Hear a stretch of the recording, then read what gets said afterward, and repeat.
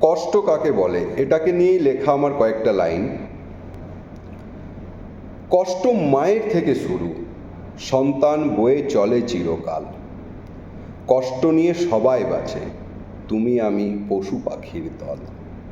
কত কষ্ট নিয়ে বেঁচে আছে অনাথ শিশুর দল। আমার কষ্ট অনেক বেশি, এটাই জেনে এসেছি এতকাল। কষ্টের কথা লিখতে বসে চোখে এলো জল। রাস্তায় বসে ভিক্ষা করে যার ছিল কাল অগাধ সম্পদ। তুমি যখন ফ্যামিলি নিয়ে রেস্টুরেন্টে খাচ্ছ বসে, ঠিক তখন ওই ডাস্টবিনের পাশে একটি মানুষ পশুর সাথে লড়াই করে। যে ছেলেটি রোজ সকালে খবরের কাগজ তোমার ঘরে আনে, তার কথা কি আছে লেখা তোমার ওই নিউজ পেপারে? তোমার শখের গাড়ি করে তুমি যখন অফিস গেলে, ঠিক তখন কোনো মানুষ লোকাল ট্রেনে ধাক্কা খাচ্ছে।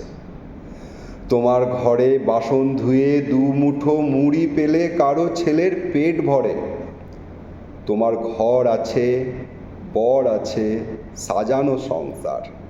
তোমার নামের পাশে নেই কোনো কালো দাগ। ঠিক তোমার মতোই একটি মেয়ে দু মুঠো ভাতের জন্যে নিজের মাংস বেচে দিন রাত।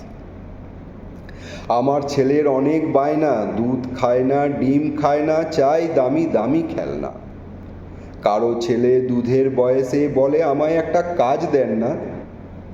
ওষুধ আনতে না পারলে আমার মাটা আর বাঁচবে না। নমস্কার।